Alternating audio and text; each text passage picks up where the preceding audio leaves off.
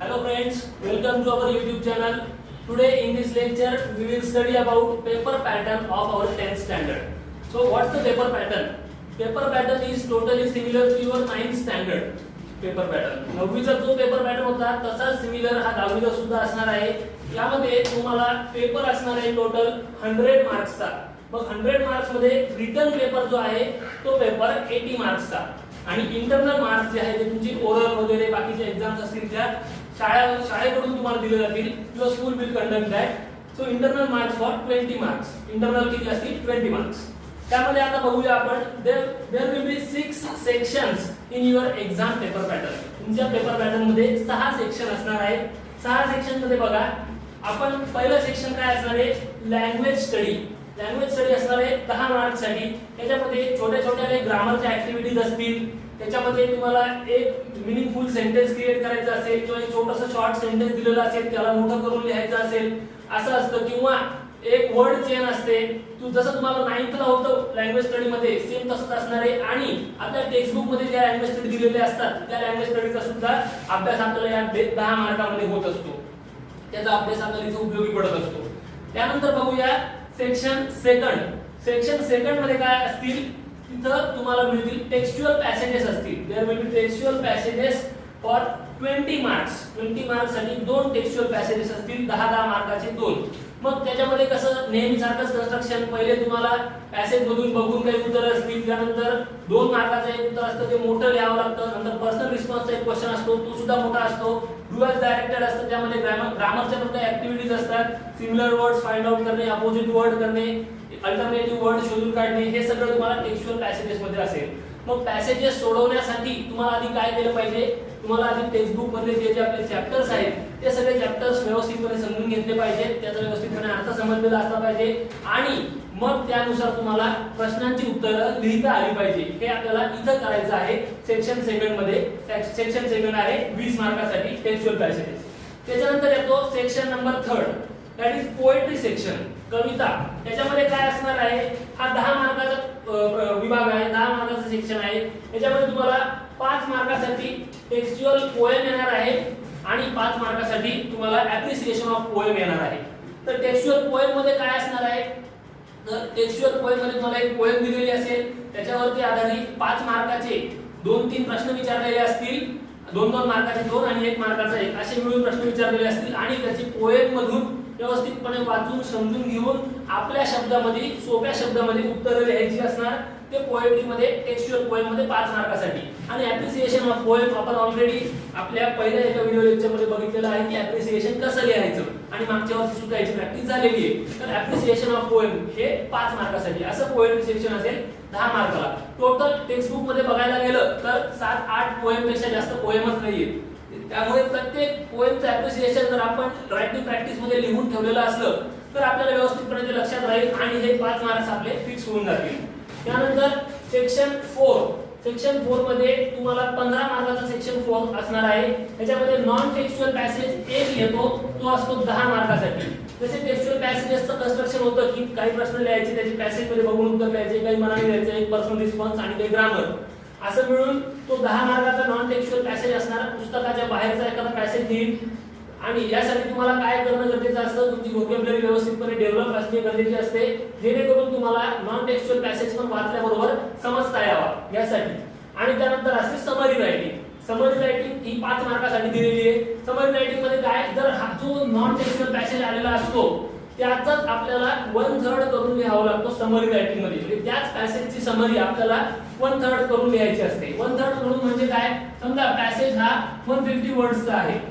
Suppose consider the passage will be for 150 words. आपल्याला काय करायचं असतं त्याचं 1/3 150 चा 1/3 किती येणार 50. म्हणजे आपल्याला 50 वर्ड्स मध्ये त्याची समरी लिहायची असते.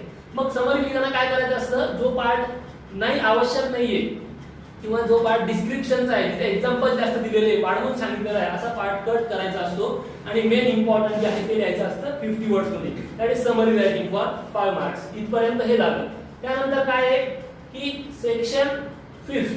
सेक्शन 5 काय आहे हा आहे टोटल 20 मार्कासाठी.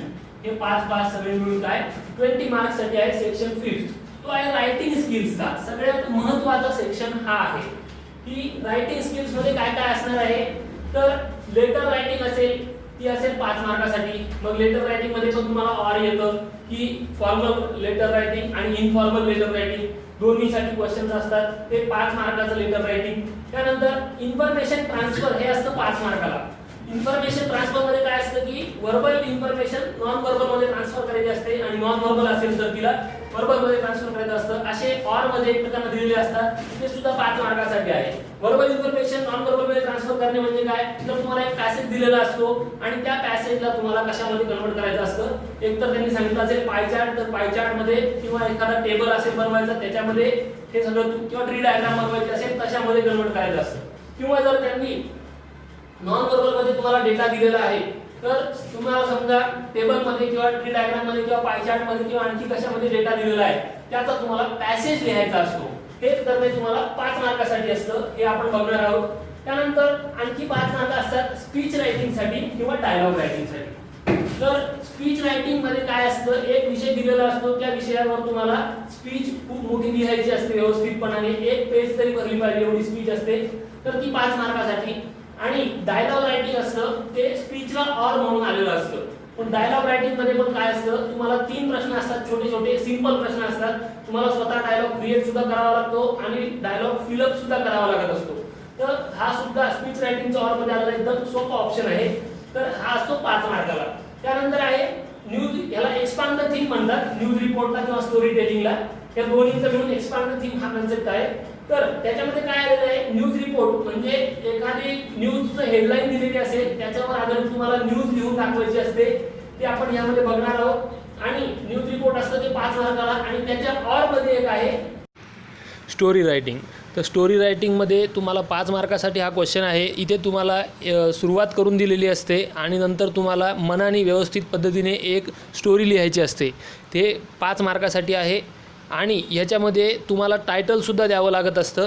तर तुम्ही टायटल देणं इथं अपेक्षित असतं. आणि इथे सेक्शन 5 संपतो.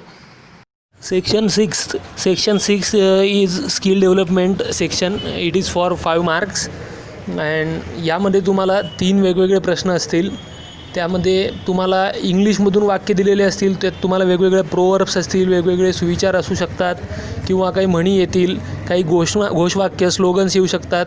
तर हे सगळं तुम्हाला ट्रान्सलेट करायचं असतं. तर त्याचे 3 क्वेश्चन्स असतात. ते तुम्हाला इंग्लिशमधून मराठीमध्ये ट्रान्सलेट करायचे असतात सगळे हे. आणि काही शब्द देखील असतात. मग ते शब्द तुम्हाला पाठ्यपुस्तकातले येऊ शकतात. तुम्ही जास्तीत जास्त ते वाचलेले असले पाहिजे. वोकॅब्युलरीची तुम्हाला व्यवस्थित जाण पाहिजे आणि एखादं वाक्य वाचल्यावर त्याला ट्रान्सलेट करता आलं पाहिजे. हे या ट्रान्सलेशन स्किलमध्ये तुम्हाला एक्सपेक्टेड असतं. तर तेच तुम्हाला व्यवस्थित पद्धतीने जमलं पाहिजे. हे असं ओव्हरऑल पेपर पॅटर्न आहे 80 मार्काचं. Students, now we will see appreciation of poem. आता आपण बघूया ॲप्रिसिएशन ऑफ पोएम. त्यामध्ये हे असणार आहे आपल्याला 5 मार्कासाठी. We have already learned the poem Teenager's Prayer and now we will see the appreciation of poem of Teenager's Prayer. Teenager's Prayer आपण शिकलेलो आहोत आणि त्याचा आपण ॲप्रिसिएशन आता बघूया. 5 मार्काला हा भाग असतो. सगळ्यात सोपा भाग हा आहे. त्यामध्ये बघा आता सगळ्यात पहिल्यांदा आपल्याला लिहावं लागत असतं टायटल. सगळ्यात पहिल्यांदा आपण काय लिहित असतो, टायटल. मग टायटल लिहिताना कसं लिहायचं, नुसतंच पोएमचं नाव लिहायचं असं कधीच करायचं नाही. आपल्याला तिथे काय करायचं असतं, the title of the poem is एवढं व्यवस्थितपणे पूर्ण लिहायचं. त्याच्यानंतर असं एक सिंगल इन्व्हर्टेड कॉमा द्यायचा. त्यानंतर टीनेजर्स प्रेयर एवढा शब्द पूर्ण लिहून तो कॉमा क्लोज करायचा आणि शेवटी फुल स्टॉप द्यायचं. एवढं लिहिल्यानंतर तुम्हाला मिळतो अर्धा मार्क टायटलसाठी. त्याच्यानंतर पोएट लिहायचं असतं. पोएट कसं लिहायचं, तर नुसतंच पोएटचं नाव लिहायचं नाही. इथं पोएट आहेत जे मॉर्स, टीनेजर्स प्रेयरचे पोएट आहेत जे मॉर्स. मग त्यांचं नाव लिहायचं का फक्त जे मॉर्स, नाही. तसं केलं तर काहीच मिळणार नाही. पूर्ण लिहायचं. The poet of the poem is जे मॉर्स आणि शेवटी फुल स्टॉप. असं केल्यानंतर तुम्हाला मिळेल अर्धा मार्क. त्याच्यानंतर मग आता मुख्य भाग येतो. ॲप्रिसिएशनचा मुख्य भाग असतो थीम ऑर सेंट्रल आयडिया. हा भाग असतो 2 मार्क्ससाठी. तुम्हाला इथं 4 ते 5 सेंटेन्सेस तरी कमीत कमी लिहिणं अपेक्षित असतं. कमीत कमी 4 सेंटेन्सेस तरी आले पाहिजेत किंवा 4-5 ओळी भरल्या पाहिजेत तिथे आणि त्या सुद्धा मिनिंगफुल असल्या पाहिजेत. हे असं केल्यानंतरच तुम्हाला थीम किंवा सेंट्रल आयडियाचे 2 मार्क्स मिळतील. मग इथं बघा थीम किंवा सेंट्रल आयडिया ह्या पोएमची काय लिहिलेली आहे. काय लिहिली आहे की the theme of the poem is about the teenager's life. आपल्याला या पोएम मध्ये काय शिकवलं होतं, टीनेजर्सची लाईफ कशी आहे आणि जो पोएट आहे त्याला काय आहे, he has a dilemma about the teenager's life. त्याच्याकडे कन्फ्युजन झालेलं आहे त्याला की what how do we choose right path किंवा रॉंग पाथ कडे कसं जाऊ नये, याच्यामध्ये पोएट मध्ये डिलेमा असतो. इथे काय सांगितलं, theme is about the teenager's life आणि नंतर it tells us about how to take right decisions. Poem आपल्याला काय सांगते की आयुष्यामध्ये आपण राईट डिसिजन्स कसे घ्यायला पाहिजे. How should be take right decisions in our life. How to identify problem कसे आयडेंटिफाय करायचे. And poet is asking God's help and guidance for solving those problems. ते सगळे प्रॉब्लेम सोडवण्यासाठी पोएट काय करत आहे, poet is asking help. Poet देवाची मदत मागत आहे, देवाचं मार्गदर्शन मागत आहे. ही काय आहे, ही या पोएमची थीम आहे किंवा सेंट्रल आयडिया आहे. ही होती 2 मार्कासाठी. किती मार्क झाले आता, तो वरचा एक अर्धा मिळून आणि हे 2 टोटल झाले 3. आता राहिले किती, अजून 2 मार्क्स. मग राईम स्कीम ही असते 1 मार्कसाठी. राईम स्कीम काय आहे हे आपण 1.1 ची पोएम ज्यावेळेस शिकलो त्या व्हिडिओ मध्ये मी सांगितलेलं आहे. तुम्ही तो व्हिडिओ एकदा परत एकदा बघायचा. राईम स्कीम आणि मागच्या वर्षी सुद्धा झालेलं आहे. राईम स्कीम काय आहे या पोएमची, ABCB ही या पोएमची राईम स्कीम आहे. मग एवढे 4 अक्षर नाही लिहायचे ABCB म्हणून. इथे लिहायचं ABCB आणि नंतर पुढे लिहायचं this is rhyme scheme for the poem of teenager's prayer. एवढं पूर्ण वाक्यात व्यवस्थित लिहिलं तर 1 मार्क. जर नुसतं ABCB लिहिलं तर अर्धाच मार्क देतील. त्याच्यानंतर इथे आणखी 1 मार्क राहील, तो राहील फिगर ऑफ स्पीच साठी, अलंकारसाठी. फिगर ऑफ स्पीच हे सुद्धा 1.1 ज्यावेळेस शिकवून त्यात झालेलं आहे, मागच्या वर्षी सुद्धा झालेलं आहे. तर फिगर ऑफ स्पीच याच्यामध्ये कोणत्या आहेत, याच्यामध्ये अलिट्रेशन आहे, याच्यामध्ये इन्व्हर्जन आहे. 3-4 फिगर ऑफ स्पीच होत्या, त्यापैकी कोणतीही एक फिगर ऑफ स्पीच तुम्ही लिहायची आहे, ती पण कशी, with example. Figure of speech समजा तुम्ही लिहिलं alliteration is the figure of speech in this poem, मग अलिट्रेशनचं एक्झाम्पल ते सुद्धा खाली लिहायचं. मग लिहायचं तिथं example of this figure of speech is as follows आणि मग त्यानंतर ते एक्झाम्पल लिहायचं. असं केलं तर तुम्हाला याच्यामध्ये 1 मार्क मिळेल आणि हे टोटल ॲप्रिसिएशनचे असतील 5 मार्क्स. तर तुम्ही याची प्रॅक्टिस करायची आहे आणि ॲप्रिसिएशन ऑफ पोएम 1.1 चं तुम्ही सगळ्यांनी सॉल्व्ह करायचं आहे आणि त्याचे फोटोज काढून ग्रुपवर टाकायचे आहे. Students, now we will understand our new topic. Topic name is textual poem. This topic is for 5 marks in your paper pattern. Poetry section मध्ये 5 मार्काला हा टॉपिक असतो आणि या टॉपिक मध्ये तुम्हाला मिनिमम 3 वेगवेगळे प्रकारचे क्वेश्चन असतात. कॅरी आउट द ऍक्टिव्हिटीज असा एक क्वेश्चन असतो. तर तुम्हाला एक पोएम दिलेली असते. आपण ही जी टेक्स्चुअल पोएमची ऍक्टिव्हिटी आहे ही आपण जी पोएम शिकलो 1.1 यावर आधारित ही ऍक्टिव्हिटी घेत आहोत. Let's see towards the activity. Activity काय आहे, पहिल्यांदा हे आपल्याला फिल इन द ब्लँक्स सारखं पूर्ण करायचं आहे. त्यामध्ये काय सांगितले, the darken road leads to. आता आपल्याला हे सगळ्यांची उत्तरं पोएम मध्ये बघून लिहायची असतात. फक्त आपल्याला व्यवस्थितपणे आधी पोएम समजलेली असली पाहिजे. पोएम समजलेली असली पाहिजे यासाठी तुम्ही आधी पोएम जी शिकवलेली आहे 1.1 ते लेक्चर परत बघितलेलं असलं पाहिजे. The darken road leads to the great distress. The great distress. आता ह्याच्यामध्ये काय आहे, पोएम मध्ये सांगितले की जो डार्कन रोड अंधारा रस्ता आहे, पापाचा रस्ता आहे किंवा वाईट कृत्याचा रस्ता आहे, तो पुढे जाऊन आपल्याला पुढे घेऊन जाणारा आहे ग्रेट डिस्ट्रेस कडे, म्हणजे खूप मोठ्या ताणतणावाकडे घेऊन जाणारा असतो. हे पहिल्या ऍक्टिव्हिटीचं पहिल्या याचं फिल इन द ब्लँक्स झालं. त्यानंतर दुसरं बघा, दुसऱ्यामध्ये काय सांगितलंय, the age group of the narrator. जो पोएट आहे, जो कविता सांगतो आहे, त्याचा एज ग्रुप काय आहे किंवा कुठल्या एज ग्रुप साठी आहे आपण नेहमी पाहिलेलं की पोएमचं नावच आहे टीनेजर्स प्रेयर. पण टीनेज म्हणजे कोणता आहे, आपण त्या लेक्चर मध्ये शिकलेलो आहे की 13 पासून 19 पर्यंतचा जो एज ग्रुप आहे तो असतो teenager group. Age group of the narrator is 13 to 19. हे तुम्ही स्पेलिंग मध्ये सुद्धा लिहू शकता, नो प्रॉब्लेम. त्यानंतर द नरेटर प्रेज. नरेटर म्हणजे पोएट कुणाला प्रार्थना करतोय, ही टीनेजर्स प्रेयर त्याने कुणाला म्हटलेली आहे, तर त्याच्या प्रत्येक ठिकाणी उल्लेख करून दाखवलेला आहे की तो ती पोएम कुणाला म्हणतोय. Narrator prays to God. देवाला उद्देशून त्याने ती कविता म्हटलेली आहे. आणि नंतर पुन्हा पुढे काय सांगितलेलं आहे, we should say no to. आपण त्याच्यामध्ये कशाला नाही म्हणायचं असं पोएम मध्ये दिलेलं आहे. पोएम मध्ये सांगितलेलं आहे की आपण त्याच्यामध्ये कुठल्याही आपल्या रस्त्यामध्ये, आपल्या ध्येयाच्या रस्त्यामध्ये जे कोणते लोभ येतील, जे कोणते मोह येतील त्याला आपल्याला काय म्हणायचं आहे, नाही म्हणायचं आहे. टेम्पटेशन्स म्हटलेलं आहे त्याला आपल्याला तिथं, टेम्पटेशन्स. Whenever temptations comes to my way, we should say no. तर हे झालं आपली पहिली activity. Let's see second question in textual poem. Textual poem मध्ये सेकंड क्वेश्चन आहे, कंप्लीट द फॉलोइंग वे. तुम्हाला हे असं चौकोन मध्यभागी दिलेलं असेल, त्याच्यानंतर त्याच्या बाजूला 4 पॉइंट दिलेले असतील की ह्याला उद्देशून 4 पॉइंट भरायचे कविता बघून वाचून. The narrator request God to help him. Narrator म्हणजे कवी देवाला कोणती विनंती करतो की त्याला देवाने काय मदत करावी.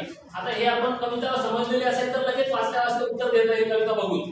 काय पहिली विनंती, टू स्टँड फॉर राईट, जे काही योग्य आहे त्याच्यासाठी मला उभं राहायला शिकव. To choose for the right path of life, आयुष्याचा जो योग्य रस्ता आहे तो रस्ता निवडण्याचं मला सामर्थ्य दे असं कवी म्हणतो. And then to say no to temptations, whenever any temptation comes to my way of life, that time I should say no to that temptations. त्या मोह होणाऱ्या गोष्टीला आपल्याला काय म्हणता आलं पाहिजे, नाही. And to keep his body clean and fit for the life, आपण आपलं शरीर स्वच्छ आणि तंदुरुस्त ठेवलं पाहिजे. ही विनंती सुद्धा नरेटर काय करतो, गॉडला करतो. हे झाली पहिली ऍक्टिव्हिटी. आणि त्यानंतर दुसरं आहे name the figure of speech in the following lines. Figure of speech आपण मागच्या लेक्चरमध्ये पण शिकलेलो आहोत 1.1 मध्ये.